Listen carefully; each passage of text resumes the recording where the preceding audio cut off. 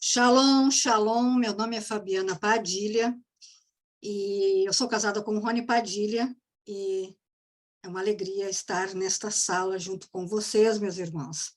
Meu marido e vocês fazemos parte do Tropa de Elite de Jesus, mas não é porque somos Tropa de Elite de Jesus, porque somos, mas todo aquele filho que saiu das trincheiras, entendeu quem é no Senhor, é Tropa de Elite de Jesus. Então, nós estamos numa série sobre batalha espiritual. Batalha espiritual. Vocês sabem quando isso começa? Você sabe se isso tem um fim? Então, nós vamos ver no decorrer desse ensino como é que isso procede. Amém? Glória a Deus. Batalha espiritual. Então, meus irmãos, em Êxodo capítulo 12, e o versículo 41 diz que, passados os 430 anos, naquele mesmo dia, todos os exércitos do Senhor saíram da terra do Egito. Em Êxodo capítulo 12, versículo 51, diz, aleluia, aconteceu naquele mesmo dia que o Senhor tirou os filhos de Israel da terra do Egito, aleluia, e segundo os seus exércitos. Meus queridos irmãos, quando nós somos salvos, quando nós somos libertos do reino da morte, no reino das trevas, Deus nos vê como seu exército, amém? Ele nos vê como seu exército, mas ainda nós não temos a mente de soldados. E o ponto que eu quero apontar, que eu quero mostrar, que eu quero falar para vocês, é a mentalidade escrava, a mentalidade escrava. O corpo dos hebreus já estava liberto. E quando nós somos libertos, os nossos espíritos são automaticamente libertos. Mas não é apenas isso. Todos nós, sem Jesus, meus irmãos, estávamos na mesma condição dos hebreus no Egito. Os espíritos estavam presos no reino da morte. As almas estavam em vários cativeiros e o corpo físico estava preso naquilo que os inimigos queriam que fizéssemos. Éramos apenas marionetes. Então, não era apenas o corpo físico dos hebreus que precisavam de libertação. Assim como não é apenas o nosso espírito que precisa de libertação. Nós somos seres tricótomos. O que isso quer dizer, Fabiana? Isso quer dizer que nós temos um corpo físico, a nossa carne, nós temos uma alma e nós temos espírito. Nós vamos destrinchar isso no decorrer deste ensino. Amém? Glória a Deus. Precisamos ser libertos no nosso corpo físico, na nossa alma e no nosso espírito. Esse conjunto precisa estar irrepreensível na volta de Jesus, pois ele vem buscar o seu corpo, e o seu corpo não pode estar danificado. Amém? Glória a Deus. Em 1 Tessalonicenses, meus irmãos, em 1 Tessalonicenses, capítulo 5, versículo 23, diz o seguinte: e o mesmo Deus de paz vos santifique em tudo, e todo o vosso espírito e alma e corpo sejam plenamente conservados e irrepreensíveis para a vinda do nosso Senhor Jesus Cristo. Aleluia! Em Adão, meus irmãos, nós nascemos com o nosso espírito morto, nosso coração está caído, e nós precisamos de Jesus Cristo para vivificá-lo. Amém? Glória ao Senhor! Um dos sinônimos para a salvação, meus irmãos, é libertação. Então, em Jesus, nós recebemos a libertação do nosso espírito do poder da segunda morte. E quanto à salvação, libertação, que é um sinônimo da alma, vejam, A nossa alma, meus irmãos, é composta por mente, que dentro da mente tem o intelecto, pensamentos, raciocínio, memória. Essa é a sede da nossa alma, a nossa mente. Amém? Dentro da nossa alma nós temos a vontade. A vontade é um instrumento para poder tomar decisões. A vontade a gente pode escolher. E nós temos também as emoções, que é um instrumento para expressar os nossos sentimentos, os nossos gostos, as nossas simpatias, alegrias, tristeza, amor, ódio, enfim. A alma é a personalidade do homem. A alma é a personalidade do homem. É o mundo do raciocínio, dos pensamentos, sentimentos e decisões. A alma está entre o espírito e o corpo. Olha que tremendo. A alma está entre o espírito e o corpo. A alma está ligada no mundo natural através do quê, meus irmãos? Do corpo físico. Está ligada ao mundo espiritual através do nosso espírito. Olha que coisa mais linda e maravilhosa isso. Através da alma, nós temos consciência de nós mesmos.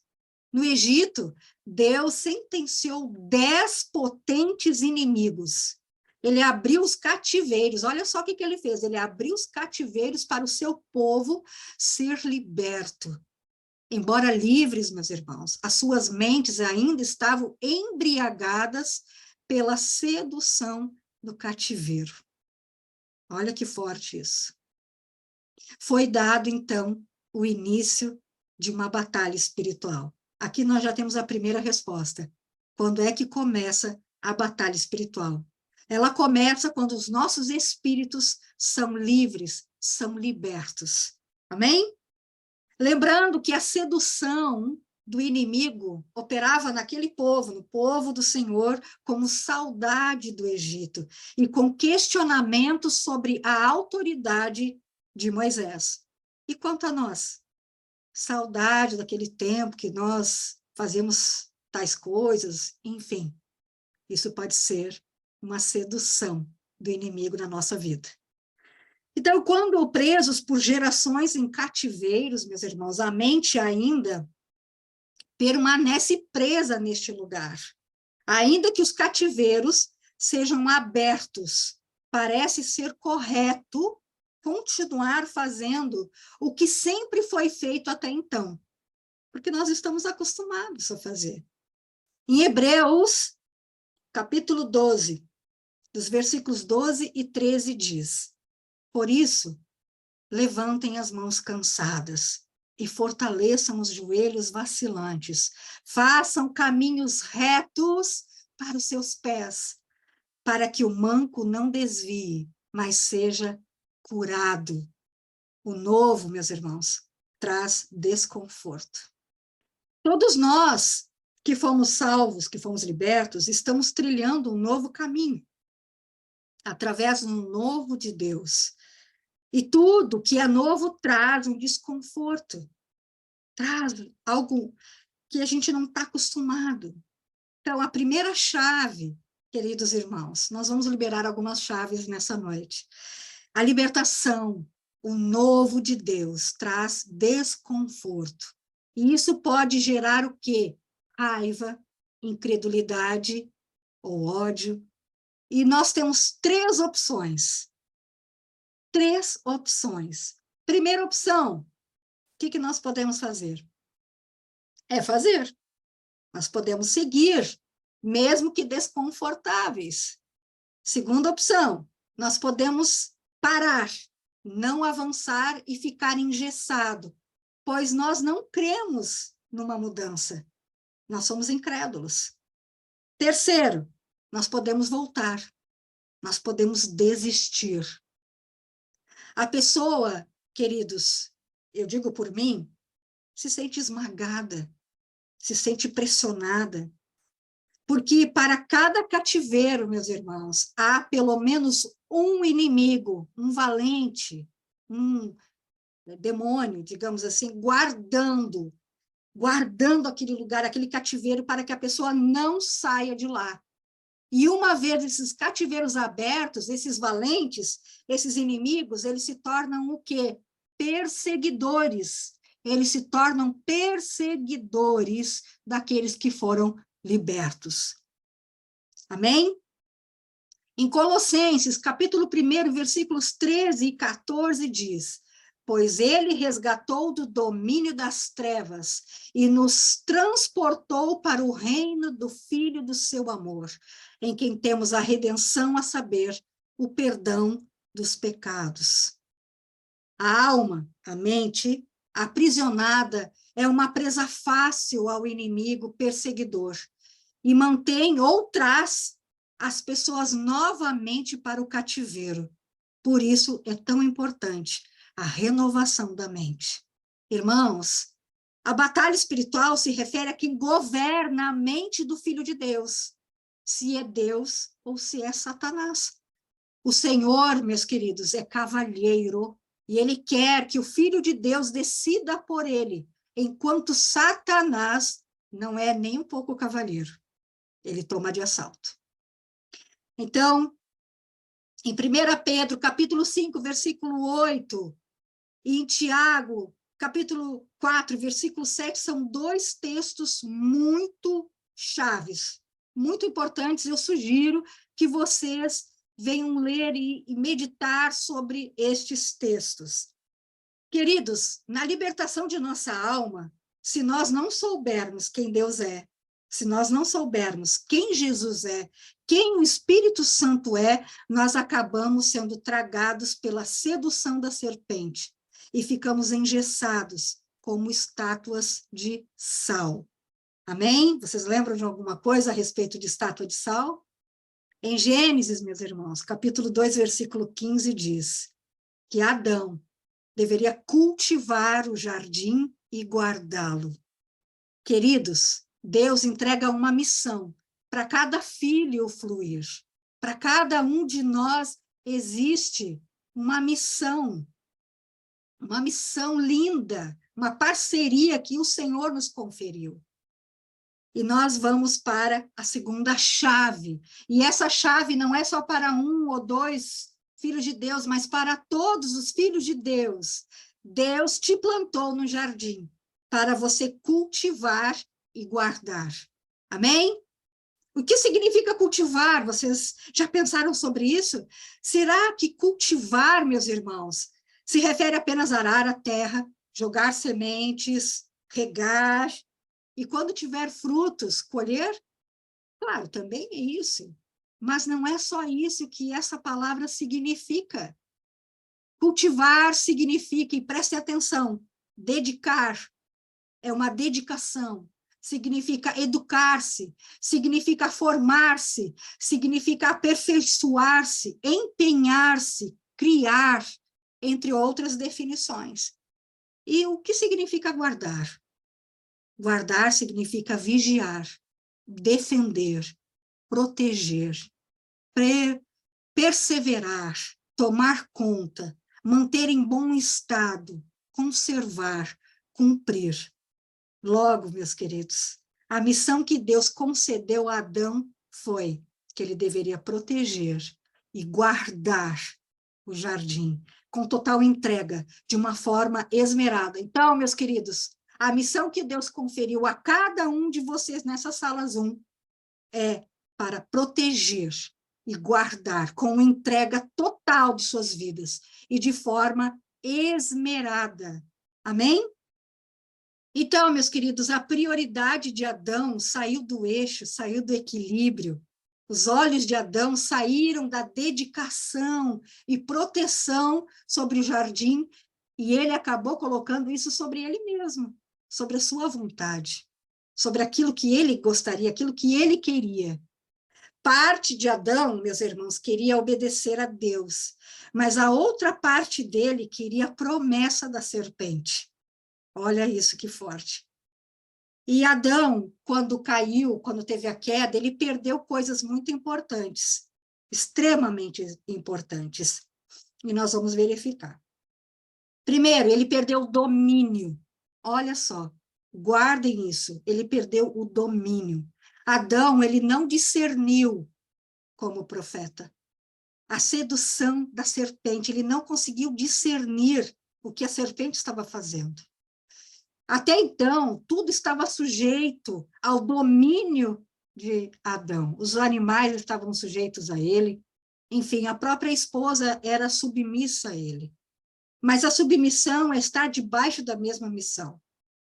Veja, quando não atuamos naquilo que devemos atuar, na nossa fluência, nós perdemos algo. E aquilo que perdemos é transferido para o inimigo. Olha só que forte. A segunda autoridade roubada de Adão foi o sacerdócio. Tudo o que Adão produzia era um culto contínuo para Deus, uma relação espontânea de dependência e amor. Então, meus irmãos, a gente já aprendeu o que é sacerdócio. É um culto contínuo. O que é culto? É submissão, é adoração, é obediência. Então, tudo aquilo que Adão fazia era obediência ao Senhor, era tudo para o Senhor. Era um culto ao Senhor, numa relação de dependência espontânea. Olha só que tremendo. Mas perdemos também. A terceira autoridade que Adão perdeu foi o lugar de descanso em sua vida. Luciano falou isso numa outra reunião que tivemos, que precisa descansar a água para fazer a limpeza. Então, nós acabamos também perdendo isso porque Adão perdeu. Adão, ele teve que produzir a sua própria obra. Ele teve que fazer a sua própria obra.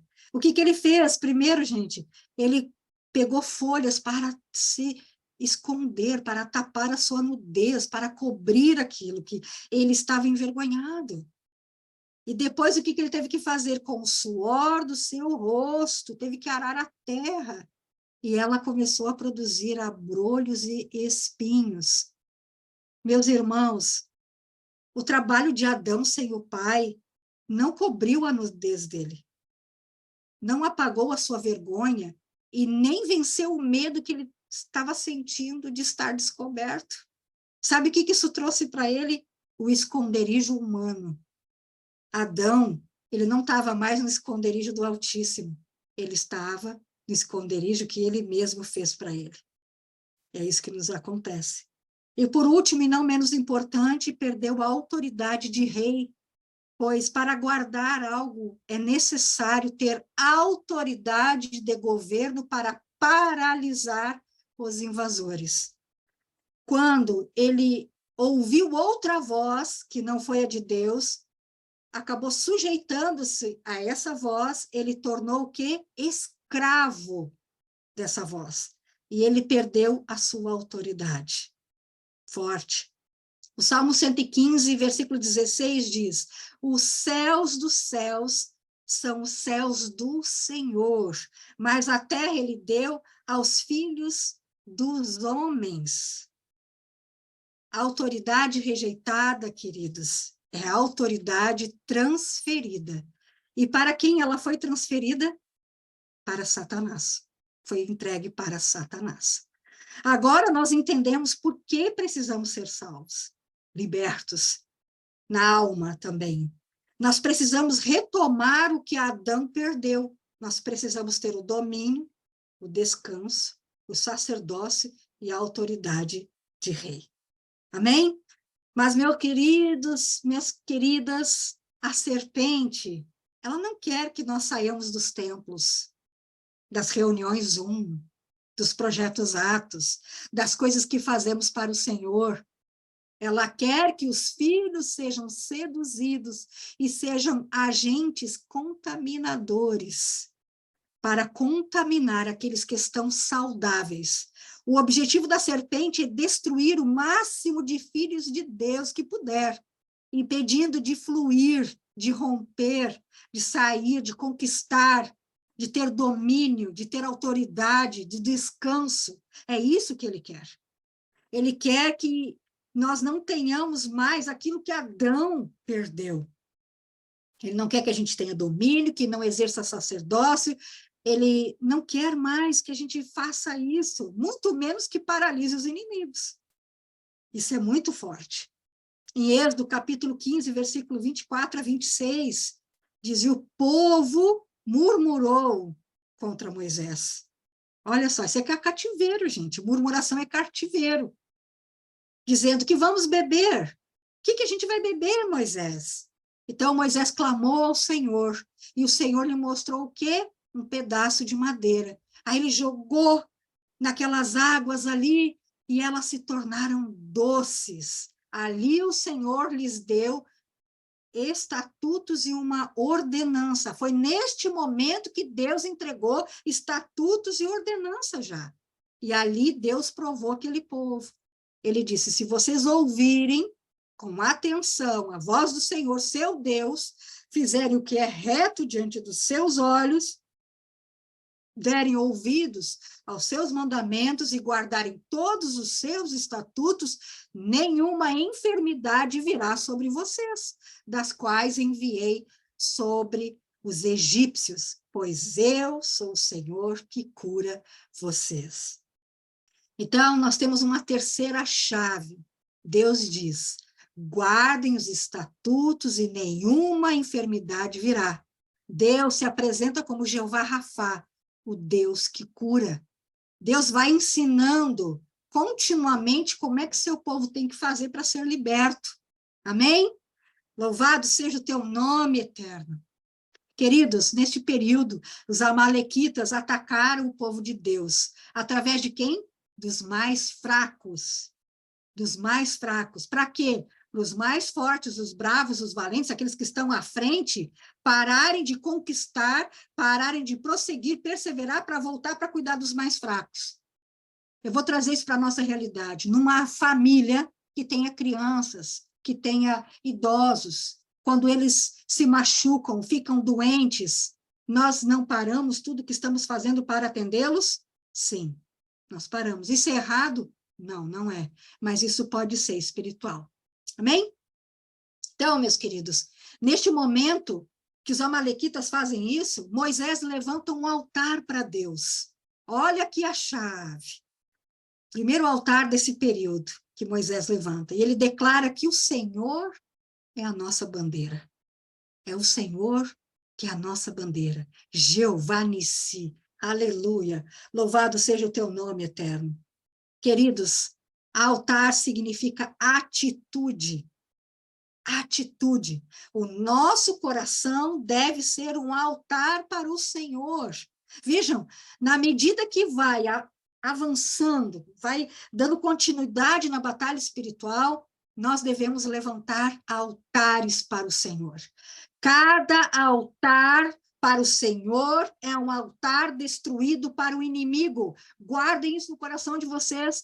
Toda vez que nós levantamos um altar para Deus, nós derribamos um altar para o inimigo. Pela renovação da mente. Aleluia, aleluia. Nós temos a quarta chave. Enquanto seduzidos pelas mentiras do valente, esse valente aqui é o inimigo, existe ainda um altar para o maligno. E nós, quando retiramos as crenças nessas mentiras, nós destruímos esse altar.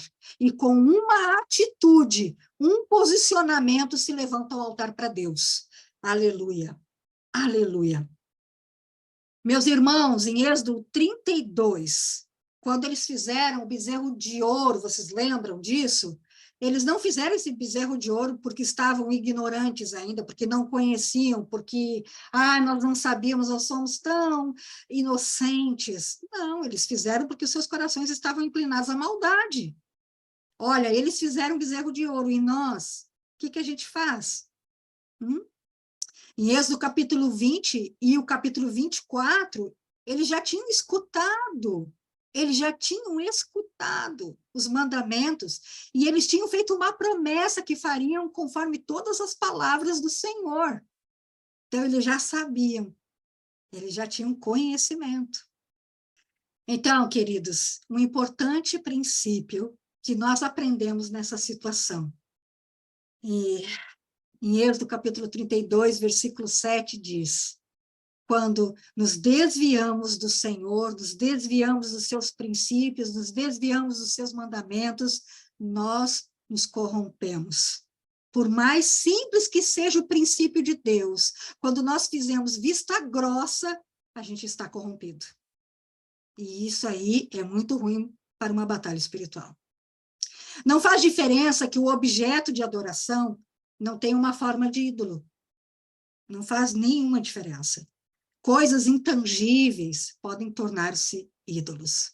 Diploma, marido, esposa, família, filhos, emprego, qualquer coisa que entre no lugar do Senhor pode se tornar o centro da vida da pessoa. Amém? E nós temos a quarta chave. A rebeldia mata. A rebeldia mata. A exemplo disso, nós temos Êxodo, capítulo 32, dos versículos 15 a 29. Eles foram mortos, porque eles não haviam se arrependido. E é claro, meus irmãos, que a gente não vai sair matando rebelde, né? Não. Mas os rebeldes estão influenciados pelo reino das trevas. Eles estão influenciados pelo reino da morte. E ainda que eles se movimentem, eles estão paralisados espiritualmente. Veja, um rebelde, aquele que não obedece, ele pode se movimentar aqui, ali, mas espiritualmente ele está paralisado. E eu dou uma sugestão para vocês. Leiam o livro de Êxodo com a intenção de aprender sobre batalha espiritual. Não é só o livro de Êxodo, mas neste momento eu aconselho que vocês leiam. E, queridos, a batalha espiritual não se deu apenas no Egito. Não. Deus fez, claro, maravilhas e prodígios e sinais no Egito através da vida de Moisés, mas a batalha começou ali. Começou. Embora aquele período, o processo de libertação dependia apenas de Deus. Assim como nós. Quando nós somos libertos, o nosso espírito, é só Deus que consegue, através de Jesus, obviamente, né? Nós confessamos Jesus, automaticamente saímos da morte para a vida. E a partir daquele momento, começa um processo em conjunto. A parte natural dependia do povo e a parte espiritual dependia de Deus, assim como nós. A parte de Deus compete a Deus, mas a salvação da alma, nós somos parceiros do eterno. A salvação, queridos, que é a retirada do reino da morte, o Filho, só depende de Deus. Não tem como nós nos salvar. Amém? Que isso fique muito claro, que isso fica claro na nossa mente. Nós precisamos de Jesus. Nós precisamos confessar Jesus com entendimento. Mas o restante da batalha, nós trabalhamos em equipe com ele. Amém? E glória a Deus. Em Gênesis, capítulo 19, versículos 17 e 26, nós entendemos o que aconteceu com a esposa de Ló, não é? Eles foram retirados daquele lugar, porque seria destruído, mas digam, não olhem para trás. Ou seja, o que eles não poderiam fazer foi feito por eles, que era sair daquele lugar, ou seja, sair de um lugar de morte. Só que o restante dependeria de uma ação deles, só que a esposa olhou. Então, não teve como fazer nada de diferente sobre a vida dela. Amém? Então, a gente tem que continuar a sermos parceiros do Senhor. Eu trouxe alguns versículos de Isaías 43, e eu sugiro, queridos, que vocês leiam este capítulo com bastante atenção, porque também se refere a uma batalha, também se trata disso. O Senhor, ele se apresenta como nosso santo, nosso resgatador, que está conosco em todo tempo, e que ele continuamente faz algo novo, não é mais para nós olharmos para trás, é para olhar para frente, porque ele faz um caminho novo. Ele coloca água nos lugares que não tem nem uma gotinha de água, ele faz tudo novo. Nós temos que observar a sua movimentação, observar o que ele está fazendo, porque ele faz uma coisa nova. Aleluia! E esse capítulo é muito, muito interessante, muito importante. Seguindo, meus queridos. Então, não fica claro na mente do Filho de Deus que ele está sendo perseguido. Às vezes ele nem tem conhecimento disso, que ele está sendo mantido. Isso é muito comum acontecer também, meus irmãos, que ele está sendo mantido num cativeiro que já foi quebrado o cadeado. Ele está naquele lugar, mas nem era mais para ele estar ali, ele não se dá conta. Ele não entende que o desejo dele está sendo para o cativeiro ainda, está sendo para a sedução da serpente. Porque o inimigo, ele não se anuncia como inimigo, ele se apresenta de uma forma ardilosa, baseada nos cativeiros que antes estava confinado. Exemplo de cativeiro de incredulidade, vamos ver. Uma vez a pessoa solta, liberta disso, né, o que o perseguidor faz? Ele vai se apresentar para essa pessoa com aquelas clássicas. Ah, será mesmo isso? Isso está parecendo religiosidade. Ah, eu não creio que isso acontecerá. Ai, Deus não me ouve. Eu estou orando tanto. Eu oro tanto, há tanto tempo. Deus não se importa comigo. Ai, Deus está muito ocupado. Isso é um cativeiro. Temos também o cativeiro da rebeldia. Até obedece até um certo ponto, mas não integralmente.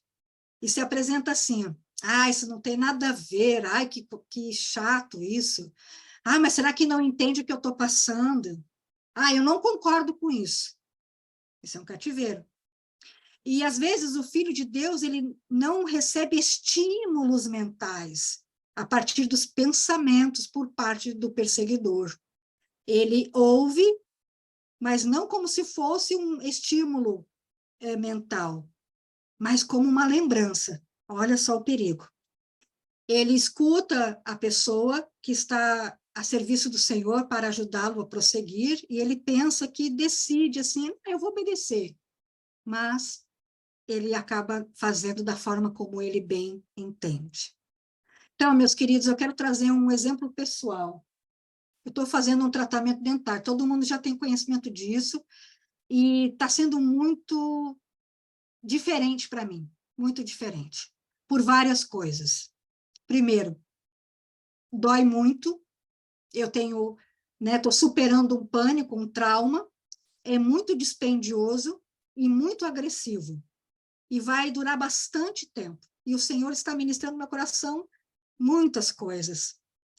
Entre as coisas que ele tem ministrado, ele tem dito assim, ó, que quando se sai do reino das trevas, Jesus vai extrair coisas e pessoas da nossa vida, assim como ele está fazendo com meus dentes. Ele vai extrair. E vai ser muito dolorido. E nós vamos querer resistir com toda a nossa força. O perseguidor vai querer nos colocar no cativeiro do medo, da procrastinação, da rebeldia, da incredulidade, e vai nos custar muito caro. O total da nossa prioridade. O total da nossa prioridade. Isso que vai custar. E vai durar um longo período, mas eu garanto que o final vai ser maravilhoso. Amém? Aleluia! Glória a Deus. Meus queridos, este texto sempre foi muito importante e muito especial para mim. É Mateus capítulo 11 e o versículo é o 12, que diz assim, desde os tempos de João Batista até agora, o reino de Deus é tomado à força, e os que esforçam, e aqueles que se esforçam, se perseveram, progridem, os violentos tomam conta, tomam de assalto. Mas eu achava que era uma outra coisa, não entendia, tinha uma ideia errada, equivocada sobre isso. E depois de muito tempo passar, pela misericórdia, ele me deu a graça de entender que essa violência falada neste texto é contra nós mesmos, é contra nós, as nossas deficiências e as nossas fortalezas, porque nós vamos querer falar, nós vamos querer agir, nós vamos querer ver, nós vamos querer decidir com base nas nossas fraquezas, nas nossas fortalezas. E essas ações, queridos, sabe o que fazem conosco? Fazem com que nos tornemos filhos de Deus carnais, imaturos e completamente inexpressivos no reino de Deus. Sem contar que nós poderemos perder o reino de Deus. Olha que forte isso. Meus queridos, esse texto de 2 Coríntios é um texto-chave para a batalha espiritual, porque nos ensina que as nossas armas não são armas naturais, são armas espirituais. Vale a pena guardar este texto, orar, meditar neste texto para termos compreensão daquilo que o Senhor está fazendo. Amém? Nós vamos para a sexta chave. Aleluia. A sexta chave, queridos, é que nem todo pensamento que nós temos é de Deus. Nem todo. Nós somos seres naturais e espirituais. Amém? Como seres espirituais, nós ouvimos não apenas o Espírito Santo, mas ouvimos também os perseguidores. E como seres naturais, nós escutamos a nossa alma. E por essa razão, a importância vital de 2 coisas. Primeiro, para ser usado como filho espiritual, nós precisamos ter discernimento de espírito. É um dom espiritual. Nós precisamos buscar o dom de discernimento de espíritos. Esse dom espiritual vai nos ajudar a saber quem está falando conosco. Amém? E também, segunda coisa, para sermos usados como filhos naturais, nós precisamos, sabe do quê? Da renovação da mente. E como isso, Fabiana? Através das escrituras, obviamente. Mas apenas ler, eu vou ler corrido? Não, nós temos que ler, nós temos que meditar para mudar o nosso estilo de vida, para mudar a nossa rota, mudar a nossa ótica sobre as coisas. Amém? Glória a Deus. A sétima chave importante é meditar nas Escrituras. Essas chaves, irmãos, são armas espirituais, amém?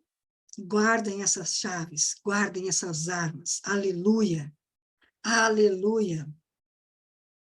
Nós temos uns textos aqui extremamente importantes para que vocês saibam, não é só estes textos que falam sobre isso, mas eu trouxe alguns para que vocês tenham entendimento o quão é importante meditar nas Escrituras, o quanto isso faz a diferença na nossa vida. Amém? Glória a Deus.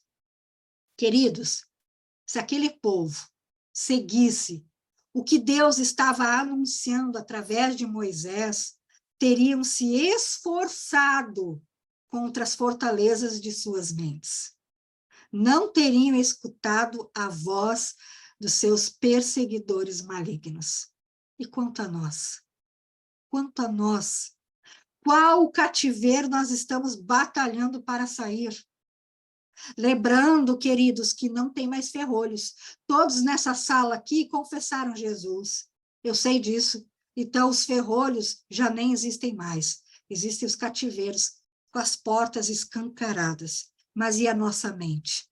E a nossa mente?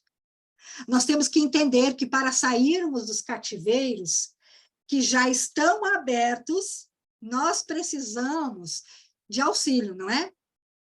Nós precisamos de auxílio. E claro que nós entendemos que aquele que peleja por nós, ele não dorme. Ele está constantemente nos ajudando. Mas o Senhor, queridos, ele deseja que nós busquemos, além dele, das orações, das escrituras, uma pessoa para nos ajudar, um conselheiro. E isso é primordial. Amém? No texto de Isaías 41, no Provérbios 19, 1 Coríntios 15, Salmo 16, fala sobre conselho, meus irmãos. O quão é importante o conselho.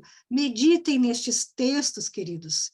Meditem, busquem o Senhor nesse sentido sobre conselho, meus amados. Busquem. Até Deus toma conselho, queridos. Até Deus. No Salmo número 33, o versículo 11 diz: o conselho do Senhor permanece para sempre.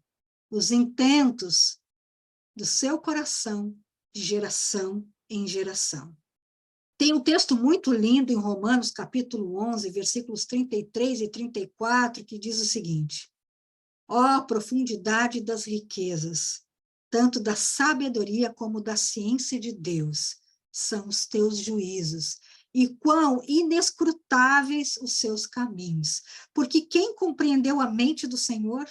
Ou quem foi o seu conselheiro? Olha que tremendo. Provérbios, capítulo 8, a partir do versículo 22, fala sobre a sabedoria, que é Jesus Cristo. Amém? Então, queridos, sabemos que Deus Pai, Deus Filho e Deus Espírito Santo formam o conselho divino. O Pai não faz nada só, ele toma conselho. O Filho não faz nada só, ele toma conselho. O Espírito Santo não faz nada só, ele toma conselho. Aleluia! Nós temos uma oitava chave. Tome conselho. Tome conselho. E não é de qualquer pessoa, ainda que seja filho de Deus. Deus indica o conselheiro. Lembrando que o afeto pode ser prejudicial ao conselho. Mas a gente não tem que amar todo mundo, Fabiana? Sim, mas amor não é sentimento. Amor é decisão. Amor é uma característica do fruto do Espírito Santo. Amor é um dom. Amém? Afeto que é o sentimento, e ele pode ser prejudicial ao conselho. Ainda que nós tomemos conselhos dos nossos cônjuges, isso é natural acontecer, nós precisamos ter um conselheiro. A mulher tem que ter uma mulher de Deus como conselheira, e o homem tem que ter um homem de Deus como conselheiro, pois o afeto é prejudicial. Nós vamos querer proteger, nós vamos querer dizer, não, não se canse. Amém? E o afeto, ele gera uma confusão de julgamento humano, gente. Então, por isso a importância de ter conselhos. E não tomar conselho, queridos, é independência. Uhum. Os hebreus no deserto tomaram conselho de quem? E você? Tem tomado conselho de quem? Na batalha espiritual, é preciso mapear. Fazer um mapeamento é assim, tomar medidas cabíveis. Vai auxiliar a tomar medidas cabíveis. O mapeamento, meus queridos, em primeiro lugar, é confissão. Exatamente. No segundo lugar, se analisa de uma forma objetiva para não retornar a fazer as coisas de antes. É pedir perdão, é perdoar. E não menos importante, renunciar o que ofende a santidade de Deus, de forma audível, de forma consciente, identificando um cativeiro. E quando se identifica de forma consciente, consegue livrar-se. Amém! Glória a Deus. Se você ainda não fez o mapeamento, faça logo. Amém? É preciso, meus irmãos, conhecer os lugares inóspitos e ações abomináveis que vivemos, onde ofertamos, para quem prestamos culto. Nós precisamos descobrir os perseguidores e talvez moradores indevidos. Eles precisam ser eliminados e expulsos. Queridos, o mapeamento aponta as muralhas, as fortalezas, os pontos fracos. E assim nós sabemos como o inimigo teve tanto sucesso na nossa vida. É um instrumento poderoso e traz sabedoria divina para estratégias e armas adequadas para guerrear e vencer esses perseguidores, que é envolvimento com idolatria, com feitiçaria, religiões orientais, sociedades secretas, religiões regionais, yoga, ufologia, hipnose, viagem astral, casamento sem a bênção dos pais ou autoridade, abandono, pessoas geradas fora da aliança do casamento, abuso sexual, homossexualismo, adultério, bestialidade, fornicação, masturbação, prostituição, envolvimento com pornografia, pensamentos impuros, violência, vícios, mentira, aborto. Queridos, o mapeamento deve ser feito com uma pessoa séria e comprometida com o Senhor, de preferência com uma autoridade pastoral ou autoridade conselheira. Amém? A nona chave, queridos, estratégias e armas adequadas. Uma batalha precisa de estratégias precisas e seguras. A estratégia sempre vem segundo conselhos de experimentados em batalhas. Há armas diferentes e específicas para cada inimigo. Então, os hebreus no deserto não mapearam, não se submeteram a uma intervenção que recebiam, né, as devidas estratégias, eles não usaram armas nenhuma arma. Eles foram conforme a sua mente caída ainda. E nós falamos tanto em cativeiro, tanto até agora, mas o que é que significa um cativeiro? Vocês já se perguntaram isso? O que é um cativeiro? Cativeiro, queridos, é uma dimensão, é uma atmosfera espiritual de aprisionamento, é um lugar de trevas. São quartos escuros com guardas, com valentes, com inimigos, cuidando para a gente não sair. São áreas em nossas vidas, muitas vezes não confessadas, não reveladas.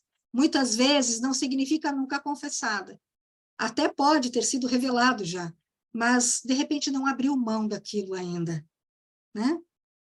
O Salmo 142, versículo 7, diz: tira minha alma do cárcere, para que eu dê graças ao teu nome.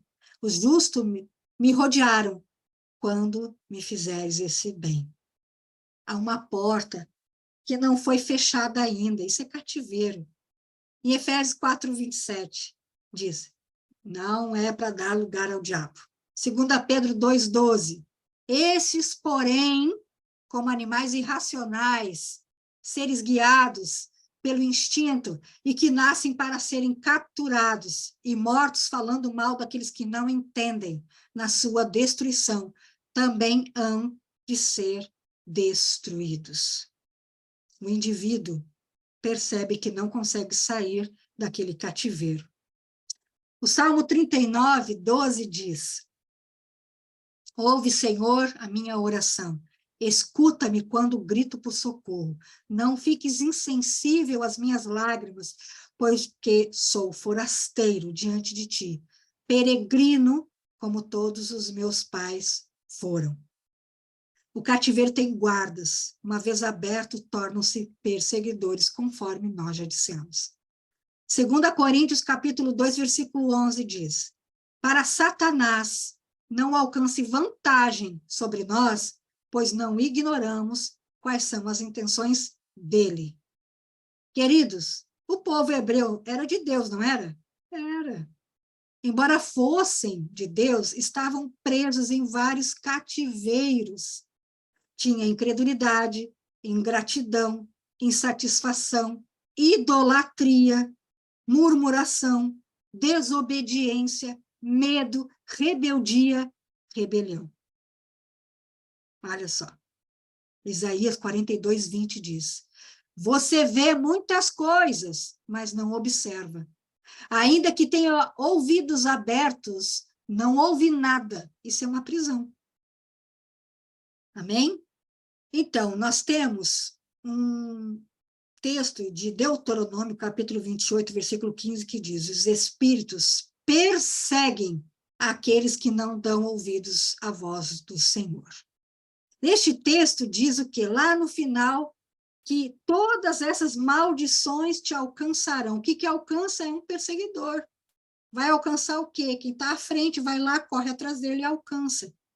Então, tanto a bênção quanto a maldição são espíritos perseguidores. Quando nós obedecemos todo o que o Senhor determina, os espíritos que nos abençoam, nos perseguem e nos alcançam. E o contrário, a mesma coisa. Queridos, sentenças de espíritos perseguidores. Primeira sentença. Gente, eu estou fazendo um en passant apenas. Tem muito assunto. Molestação sexual é uma sentença, e ela traz o quê? Traumas e rejeição. Outra sentença é sofismas. O que são sofismas? São cauterizações na nossa mente, religiosidade, enfim, que traz idolatria e feitiçaria. Amém? Isso é muito sério, muito sério. Causas de prisões, aborto, feitura de cabeça. Gente, feitura de cabeça é Umbanda, essas religiões assim, que é uma autorização por os espíritos inimigos entrar no corpo da pessoa. Finanças, dívidas também, infidelidade financeira, culto a mamon também são causas de prisões. Drogas traz muito estímulo neural e apenas Jesus consegue consertar, gente, porque a droga ela destrói neurônios e apenas Jesus para restaurar. Abuso sexual traz medo, insegurança e homossexualismo. Jogos eletrônicos, celular, internet, enfim, traz muito estímulo neural. Isso traz solidão. Luto excessivo, espírito da morte. Pornografia, muito estímulo neural, gente. Traz solidão também. E eu quero trazer para vocês algo maravilhoso, que é o espírito não, perdão, é o ministério de Jesus. Aleluia, o ministério de Jesus. Qual é o ministério de Jesus? É ele que abre os cativeiros. Aleluia. Isaías 61, 1 e 2 e Lucas 4, 18 e 19 fala sobre isso. Ele abre os cativeiros. Nós vamos para a 10ª chave. Clame a mim e eu te responderei, e direi a você coisas grandiosas, insondáveis, que você não conhece. Olha, isso aqui é uma chave maravilhosa, maravilhosa. É um texto de Jeremias 33, 3. Quem abre os cativeiros é Jesus. Somente a verdade poderá trazer liberdade. Conhecimento de Deus trará, desculpe, a liberdade. Nós não oramos constantemente na nossa torre de oração que nós venhamos a crescer na graça, no conhecimento e na estatura em Deus, porque isso nos traz liberdade, meus irmãos. Liberdade. Aleluia. Glória, Senhor. A luz que resplandece sobre as trevas dos cativos. Isaías 9, versículo 2 e 42, versículos 6 e 7. Queridos, a nossa essência, a essência do homem é a nossa alma. A nossa alma. Por isso que precisa de libertação, continuamente. A alma, queridos, frequentemente assume a identidade de seu ambiente natural e se torna cativa dos impulsos materiais que detêm o poder no momento. Eu vou dar um exemplo. Não tem uma onda aí de TikTok? Não tem isso nas escolas? A maioria das crianças e adolescentes não querem TikTok? Anime, não é isso também? Esses doramas, isso é a onda do momento. Isso é um ambiente material. Se está certo ou errado, só apenas o Senhor pode nos dizer. Amém? Nós temos aqui um texto em Marcos, capítulo 8, versículos 36 e 37 diz: pois que adianta o homem ganhar o mundo inteiro e perder a sua alma? Ou, o que o homem poderia dar em troca de sua alma? Queridos, o povo que estava no deserto estava com a identidade do Egito, politeísta e murmurador, rebelde, enfim. Um homem era venerado como um verdadeiro Deus. Qualquer semelhança com nossos dias, hein? Quem é que não ama um famosinho gospel? Isso é uma herança, um cativeiro que veio do Egito. Eles tinham uma ideia equivocada sobre a eternidade.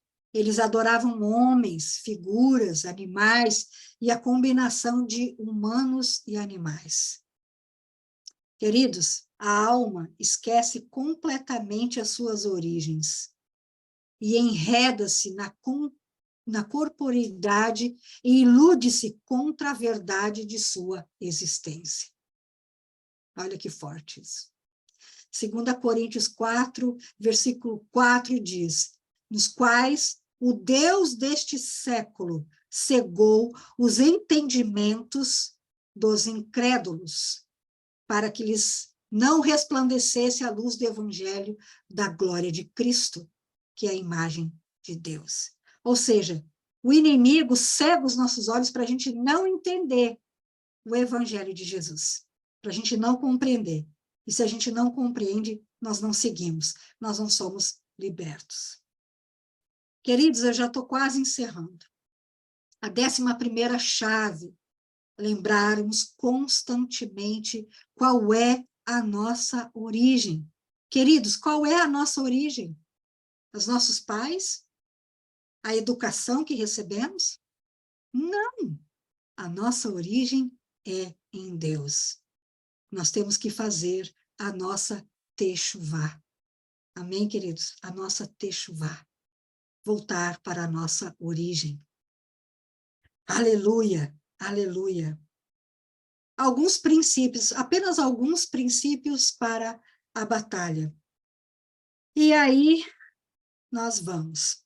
Nossa obediência. A nossa obediência, ela é conhecida por todos. Todos, quando olham para nós assim, vê que nós somos obedientes a Deus. Esse texto de Romanos fala exatamente sobre isso, sobre essa obediência. Será que todos que olham para nós conseguem enxergar que nós somos obedientes? Obediência de conhecimento de todos. Nós temos que rejeitar o mal. A batalha que nós enfrentamos tem que ser debaixo do governo de paz. Batalha espiritual não quer dizer que a gente tem que brigar com os outros. Isso é um governo de paz. Ter convicção que o Senhor já garantiu a vitória. Deus usará as nossas vitórias para esmagar a Satanás e os seus, e vivermos também o pleno conhecimento da graça de Jesus. Aleluia. 12ª chave, obediência. Então, como sair das prisões espirituais? Identificar a razão da prisão. É preciso ser muito objetivo, avaliando também tudo que nós vivemos até então nesse ensino. Identificar a razão da prisão. Identificar os pecados familiares e pessoais que contribuíram para essa perseguição. Ter um entendimento sério, confessar os pecados seus e dos familiares. Identificar os guardiões, que são os demônios enviados que querem continuar a nos aprisionar, mandá-los embora, bem como os outros espíritos invasores. Tirar as correntes que amarram a pessoa. Aceitar a mão do Senhor Jesus para sair. Ele é a chave que abre todas as prisões. Isaías 22 fala sobre a chave do reino de Davi. Apocalipse 3, versículo 7, também fala sobre chave. Olha como é importante, Jesus. Como é importante. 13ª chave. Jesus é a chave que abre todas as prisões. Concluindo, libertar os cativos. Irmãos, nós estamos vencendo um sistema que aprisionou as nossas gerações. Estava preso, os nossos antepassados presos, e nós até pouco tempo presos. Um sistema que estamos vencendo, e não é fácil, queridos. Terá turbulência. Sabe por quê? Porque já faz muito tempo que essas prisões existem, muitos anos. E, então, nós estamos tendo direção de Deus. A voz de Deus irá ferir as trevas. Vamos liberar sentenças e muitas coisas acontecerão para não derrubarmos essas fortalezas. Acontecerão. E o que a gente tem que fazer? Resistir. Nós temos que nos posicionar, resistir, focar no Senhor, segui-lo. A única coisa que poderá nos retirar dessa direção somos nós mesmos, em nossas emoções. Ou seja, a nossa alma, irmãos, prestem atenção, a nossa alma tem que estar fortalecida para suportar os confrontos. Se nós não conseguimos suportar os confrontos, nós paralisamos, ficamos engessados, estátuas de sal. Porque aquilo que estava oculto, irmãos, há muito tempo, vem à tona. E uma vez revelado, não terá mais como nos aprisionar. O Senhor vai nos livrar continuamente do peso e da aflição, e nos tira das cargas da servidão. Aleluia! Aleluia! E este texto maravilhoso, Êxodo, capítulo 6, versículos 6 a 8, é extraordinário. Fala sobre o Senhor, como Ele nos resgata, Ele que fez, Ele que faz. Amém? Louvado seja o teu nome eterno. Obrigada, Senhor. Então, queridos, o que nós temos que fazer? O que nós temos que fazer? Juntar tudo aquilo que nós aprendemos hoje, crescidos na consciência de quem nós somos, crescer, para recuperar o que Adão perdeu, gente, que é o domínio, recuperar o domínio, recuperar o sacerdócio, recuperar o descanso e a autoridade de rei para paralisar os perseguidores. Glória a Deus. Aleluia. Encerrando hoje este ensino.